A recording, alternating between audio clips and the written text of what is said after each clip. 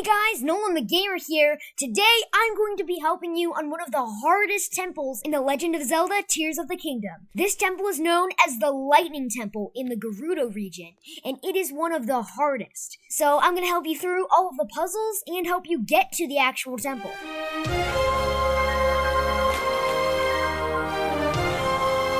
Alright, so the Lightning Temple is in the Gerudo region, which you might have seen from the Regional Phenomena quest, which I have now completed.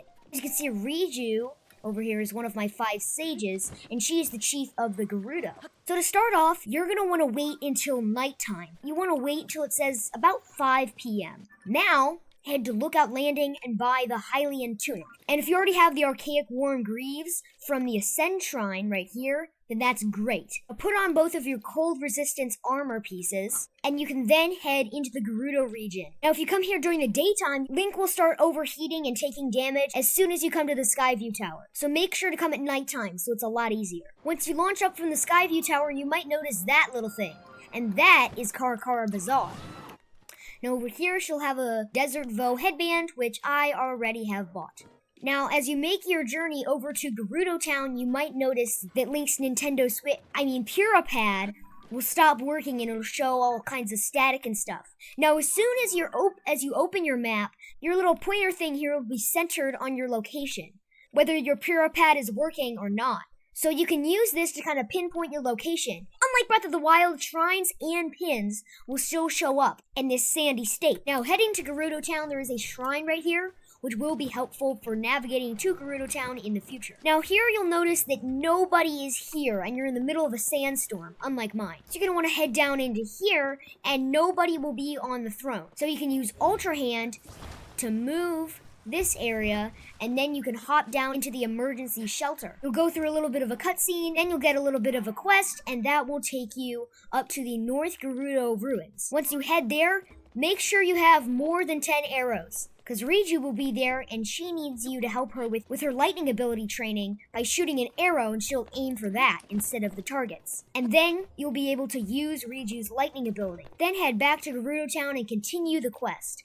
And you'll have to fight some Gibdos, which are the main enemy around here during the Sand Shroud. You'll find this little scripture thing here, and this shows how you get into the Lightning Temple. So going southwest of Gerudo Town, there are 3 big towers that give off light. So you do the little puzzle to get the light shining for each one, and then if you come to the center, you'll see Riju there and the Lightning Temple will be opened.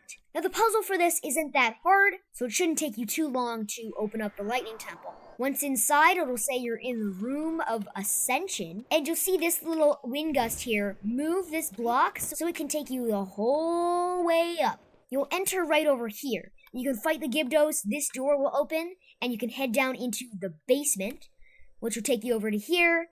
You just continue along this path, and it'll take you up to the Room of Ascension. You need to get the 4 batteries, which are spread across this temple. But the first one you might notice is right here on the first floor, and you'll see it in there teasing you, but you can't get through this door. This took me way too long, but you just move this thing, and then you can get right in.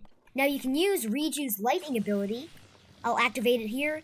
And once this kind of turns yellow, then you can activate that, strike it with lightning, and that is the first battery done super quickly.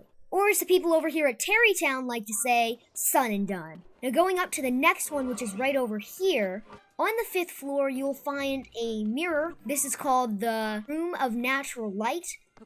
So you go into here, and it will reflect off of that. So you line this up so it's all the way on the left if you're facing this direction, and it will reflect over to here.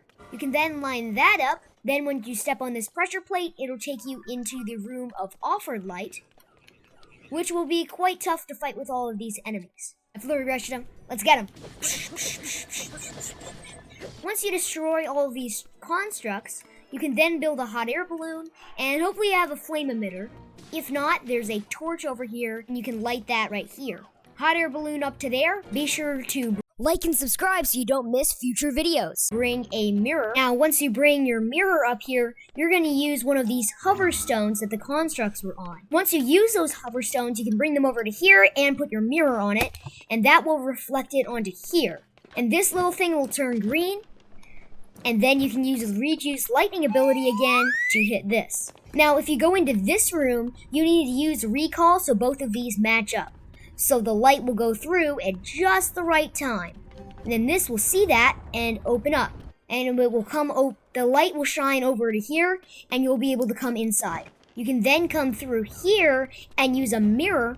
You can then come through over there and use a mirror to reflect it over to here, and then that will allow you to open it up and use Riju's wind ability and use Riju's lightning ability. And if I remember correctly, that's all of the terminals. Spoiler alert, that isn't all of them. You need to go up to the 4th floor. You need to put that one up in a position to where it will reflect over to here, and then this one will point straight up, and there will be an area right up there. Go ahead and make a pin for yourself to use on the scope. Then you want to go back into the room of natural light and grab an extra mirror. Then you want to use that mirror and hold it there so it reflects over to there, and it will then go up to there, and that will open a new room. So once you're up here on the 6th floor, you can then head inside to this area, and you can dive down.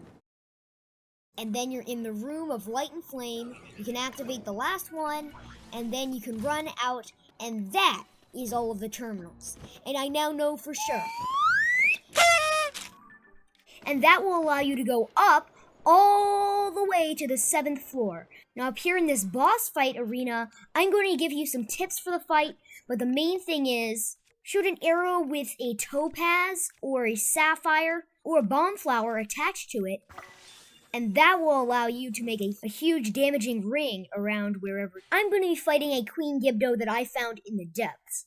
Okay, I thought this is where the Queen Gibdo was, but I think I accidentally found a secret Yiga clan hideout.